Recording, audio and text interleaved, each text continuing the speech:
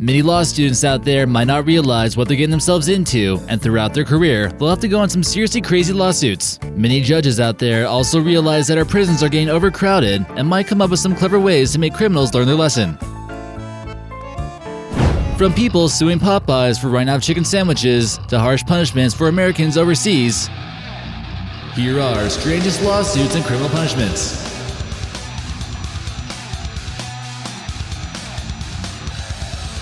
Hey guys, how's it going? I'm your host, American Eye, keeping an eye on everything you want to know. Now make sure you like, comment, and subscribe, and let's get started.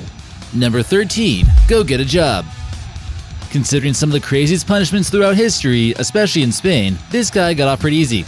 A Spanish man who was accused of being lazy and mooching off his parents too much was sentenced to get a job. He was demanding that his parents give him an allowance of 400 euros per month, and he had the audacity to take them to court for not paying up. The parents were getting tired of it and wanted him to at least get a job before they started dishing out the cash. The guy was 25 years old and certainly capable of taking care of himself, so it was about time that he got a dose of reality. The job market is a little rough in Spain though, but you gotta at least try, right? The court ruled in the family's favor and demanded that he get a job and out of his parents' home in 30 days. Number 12. Suing Popeyes. Imagine searching relentlessly for the Popeyes chicken sandwich, only to find out that they were all sold out. A man from Tennessee claimed that he spent countless hours searching for the new Popeyes chicken sandwich and was seeking $5,000 in damages. He alleged that Popeyes was falsely advertising their new product, and he couldn't think straight for days or even weeks because he had the sandwich on his mind. With no other options, he resorted to the black market, spending $24 on it. The Craigslist person took his money and he never got the sandwich. There's no word yet on whether or not he won, but it seems like you could literally sue someone for anything these days. Number 11. Blocking your trolls.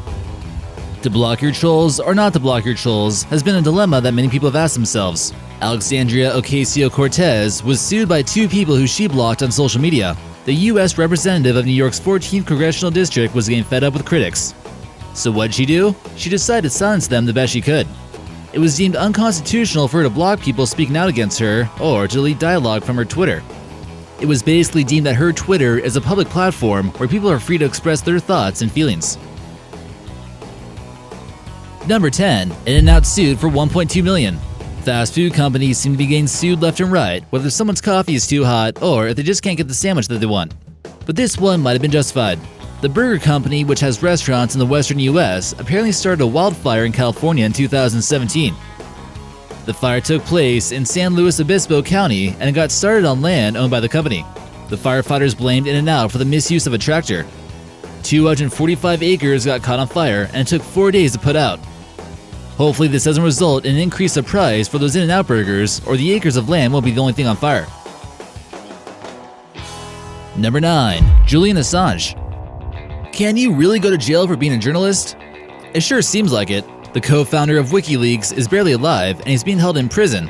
Located in the southeast part of London, HM Prison Belmarsh has held many high-profile suspects. It's classified as an adult male category A and has been described as a British Guantanamo Bay. Many suspects are held here indefinitely without trial. It opened up 28 years ago and currently holds 910 people, including the guards. Some of Britain's most dangerous convicts are being held here, and they certainly need to be carefully monitored to ensure that they don't escape. Julian Assange apparently violated the Espionage Act by publishing classified information that showed war crimes and showed how the government was spying on us.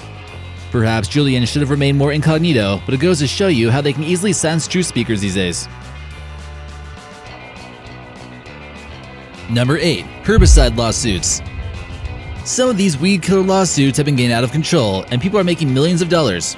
Monsanto was in the business of herbicides, fungicides, and pesticides. In recent years, it's been shown that a herbicide that's been used for decades called Roundup has been linked to cancer. An ingredient in Roundup was deemed as a probable human carcinogen by the World Health Organization. A school groundskeeper was able to sue Monsanto for $289 million, and 9,000 people claimed to be affected by non-Hodgkin's lymphoma. Although it wasn't DuPont who created Roundup, there's no reason to trust DuPont's solution to herbicides either. In 2014, the EPA announced that DuPont would have to pay $1.8 million for its failure to report harmful side effects of a product called Imprellis.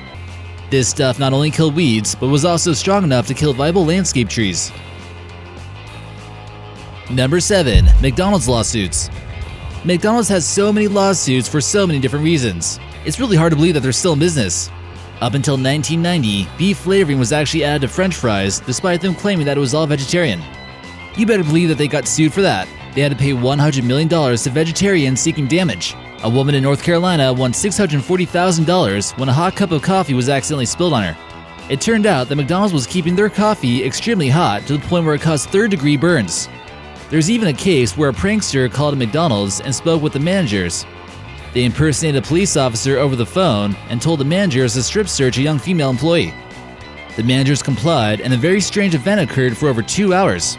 But after another lawsuit, Louise Ogborn was a millionaire. Number 6. Read the Bible. Imagine getting in trouble and having your judge tell you that you need some Jesus in your life. If you live somewhere like South Carolina, this might be your punishment or your blessing, whichever way you want to look at it. In 2011, a woman named Tolly seriously injured 2 people while driving impaired on the wrong side of the road. Her alcohol level was at a very incriminating 0.33 blood alcohol level, which is extremely dangerous. She was given 8 years in prison, but also instructed to read some of the Old Testament book of Job and write a summary about it. Does it seem like too lenient of a sentence for someone who almost killed somebody? Or is this a way that she can heal her soul? Let us know what you think in the comments section. Number 5. Microscopic Speck. Everyone should know before getting on a plane to Dubai that they take their laws very seriously, and if you don't take them seriously, you could end up in jail. A man was arrested for a microscopic speck of good on his shoe when he went through airport security. A search by customs revealed just 0.003 nanograms of a prohibited substance, which is actually less than a grain of sugar. It was found on the tread of his shoes. Tourists and business people alike should be very aware that there's a zero-tolerance policy when it comes to any illegal substance or even a poppy seed. A man from Great Britain was sentenced to 4 years in Dubai prison and will certainly be thinking about what he did. Number 4. Water collection. Water is free, right? Everyone gets to enjoy this essential resource necessary for life, and taking some of it isn't considered stealing if it falls from the sky, right? Wrong. You can actually do some hard time in the state of Oregon for collecting rainwater, which certainly raises some questions. A rural man by the name of Gary Harrington in Oregon said that he was collecting rainwater to store in his reservoir in the case of an emergency. He lives in the area that's susceptible to wildfires, and he wanted to be safe. State officials found out about it, and he was sentenced to 30 days in jail, charged with a misdemeanor, and slapped with a $1,500 fine for catching rainwater. He wasn't stealing water bottles out of a factory or anything. This makes you wonder if the government is just simply punishing those who choose to live a self-sustained lifestyle. It claimed that the rainwater actually belonged to the Medford Water Commission. Number 3. Pay up.